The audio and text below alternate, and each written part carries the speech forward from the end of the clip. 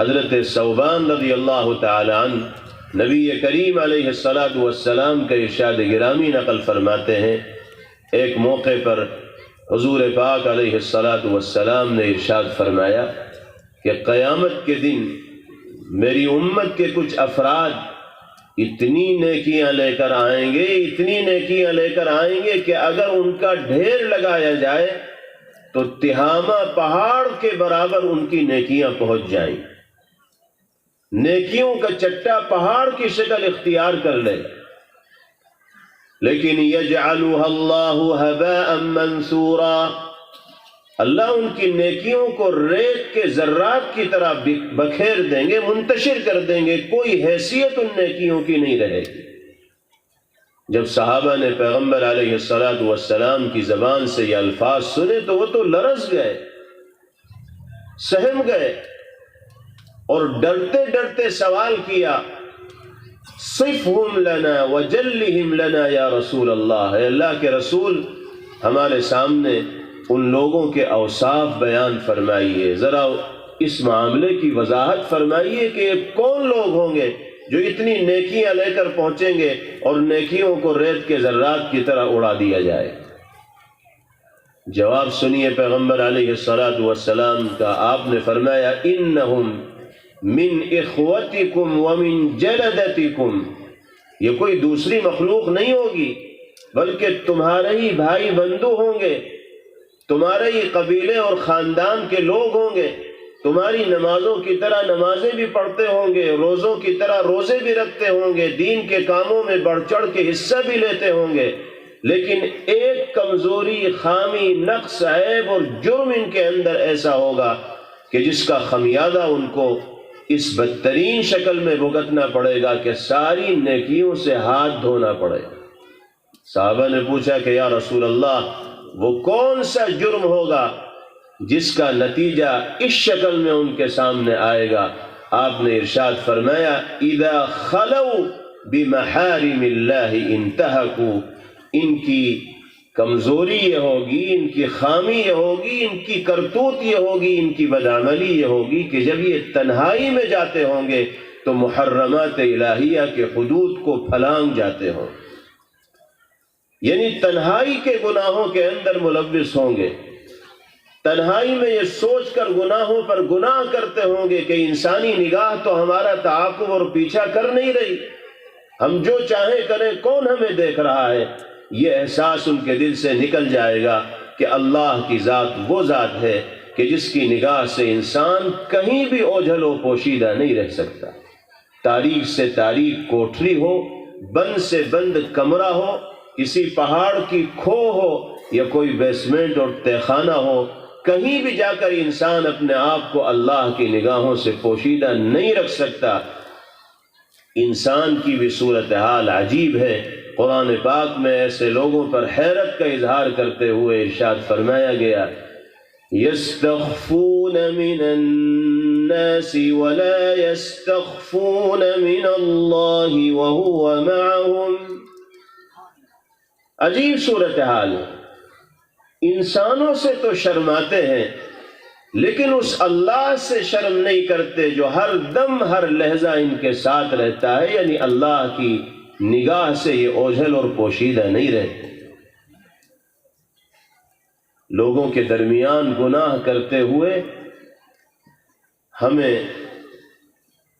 عار محسوس ہوتی ہے، شرم محسوس ہوتی ہے، یہ سوچتے ہیں کہ اگر دنیا کے سامنے گناہ کریں گے تو لوگ ہمارے سلسلے میں اچھا گمان رکھنے والے ہیں، سب کے سب بدظن اور بدگمان ہو جائیں گے، ہماری عزت تو خاک میں مل جائے گی۔ لیکن تنہائی میں سوچتے ہیں کہ یہاں کوئی انسانی نگاہ میرا پیچھا نہیں کر رہی تو جو جی میں آؤ وہ کروں۔ جب سے ملٹی میڈیا موبائل کا استعمال عام ہوا ہے اور یہ نوجوانوں کے دلوں کی دھڑکن بنا ہے اور بیشتر اوقات موبائل کی اسکرین پر نگاہیں جمائے رکھنے میں گزر رہا ہے، اس وقت سے خلوت و تنہائی کے گناہوں کا گراف جتنا بڑھا ہے، شاید انسانی تاریخ میں کبھی تنہائی کے گناہوں کا گراف اتنا نہ بڑھا۔ جب تک گناہوں سے پاک ہو کر ہم زندگی نہیں گزاریں گے اس وقت تک نیکیوں میں جان پیدا نہیں ہوگی، اعمال میں وزن پیدا نہیں ہوگا۔ اللہ کے یہاں وہی عمل انسان کے کام آتا ہے جو باوزن ہو۔ میزان عمل میں ترازو کے پلڑے میں رکھا جائے تو ترازو کا پلڑا جھک جائے۔ اللہ کے یہاں کثرت اعمال مطلوب نہیں ہے، اعمال کی کیفیت مطلوب ہے، اور اعمال میں وزن اسی وقت پیدا ہوگا جب اخلاص کے ساتھ عمل کو انجام دیا جائے، سنت کے مطابق عمل کو انجام دیا جائے اور گناہوں سے بچا جائے، کیونکہ گناہ ایسی چیز ہے جو اعمال کی روح نکال دیتا ہے، جان نکال دیتا ہے۔ حضور پاک علیہ السلام نے صحابہ سے پوچھا اتدرون من المفلس، جانتے ہو مفلس کون ہے؟ صحابہ نے عرض کیا کہ یا رسول اللہ المفلس فینا من لا متاع له ولا درہم، ہماری نگاہ میں تو مفلس وہ ہے کہ جس کے پاس کچھ نہ ہو، نہ روپیہ پیسہ ہو، نہ سونا چاندی ہو، نہ دھن دولت ہو، خالی ہاتھ۔ فرمایا نہیں، المفلس من امتی من یأتی یوم القیامة بالصلاة والصیام والصدقة وما الى ذلك، میری امت کا مفلس تو وہ شخص ہوگا جو قیامت کے دن بہت سی نمازیں، روزے، صدقہ و خیرات، تلاوت اور نیک اعمال لے کر آئے گا، ولیکن قد شتم هذا وضرب هذا وأكل مال هذا وقذف هذا فيعطى من حسناته إلى ذلك الرجل، لیکن کسی کو اس نے گالی دی ہوگی، کسی پر بہتان ترازی کی ہوگی، کسی پر الزام تراشی کی ہوگی، کسی کا مال ہڑپ کیا ہوگا، کسی کی زمین پر قبضہ جتایا ہوگا، اللہ کی بارگاہ میں اس دن وہ تمام کے تمام لوگ اپنے حق کا مطالبہ کرنے کے لیے آئیں گے، جن کی حق تلفی اس نے دنیا کے اندر کی ہوگی۔ اللہ کی طرف سے فیصلہ کیا جائے گا کہ اس کے نام اعمال میں جو نیکیاں ہیں وہ ان کے نام اعمال میں منتقل کی جائیں جن کا حق دنیا میں اس نے مارا تھا۔ چنانچہ جن کو گالی دی تھی، جن پر الزام لگایا تھا، جن کا مال ہڑپ کیا تھا، جن کی زمین پر قبضہ جتانے کی کوشش کی تھی، ان کے نام اعمال میں اس کی نیکیاں منتقل کی جائیں گی، یہاں تک کہ ساری نیکیاں دوسروں کے نام اعمال میں چلی جائیں گی، اور مطالبہ کرنے والے پھر بھی مطالبہ کرتے ہوئے کھڑے رہیں گے تو اللہ کی طرف سے فیصلہ ہوگا کہ مطالبہ کرنے والوں کے نام اعمال میں جو گناہ ہیں وہ اس شخص کے کاندھے کے اوپر ڈال دیے جائیں، تو دوسروں کے گناہوں کا بوجھ لینے کے اوپر یہ مجبور ہوگا۔ حضور پاک علیہ السلام نے فرمایا کہ امت کا مفلس یہ آدمی، اتنی نیکیاں لے کر گیا تھا، نمازوں پہ نمازیں، روزے پہ روزے، نہ جانے خیر کے کتنے کام، لیکن حق تلفی کی پاداش میں اپنی تمام نیکیوں سے اس کو ہاتھ دھونا پڑے گا اور دوسروں کے گناہوں کا بوجھ اپنے کاندھوں پر لینا پڑے گا۔ اللہ حق تلفی سے ہم سب کی حفاظت فرمائے۔ ہم چاہتے ہیں کہ حسن خاتمے کی دولت سے ہم مالا مال ہوں۔ ہر ایمان والے کی یہ خواہش ہوتی ہے کہ حسن خاتمہ اسے نصیب ہو، ایمان کی حالت میں دنیا سے جائے، اچھی موت آئے۔ یہ سمجھا جاتا ہے کہ سجدے میں روح کا پرواز ہو جانا حسن خاتمہ ہے،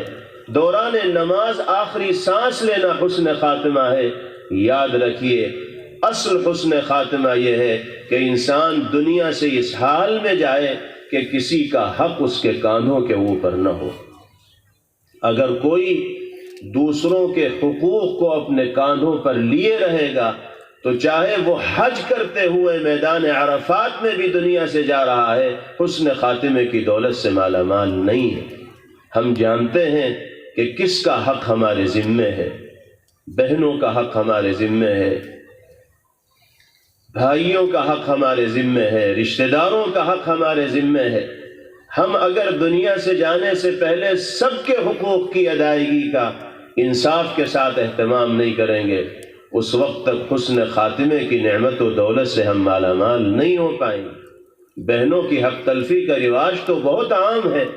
باپ کے دنیا سے چلے جانے کے بعد چھوڑے ہوئے سارے مال پر بیٹے اس طرح قابض ہو کر بیٹھتے ہیں کہ کسی بہن نے اگر مطالبہ بھی کر لیا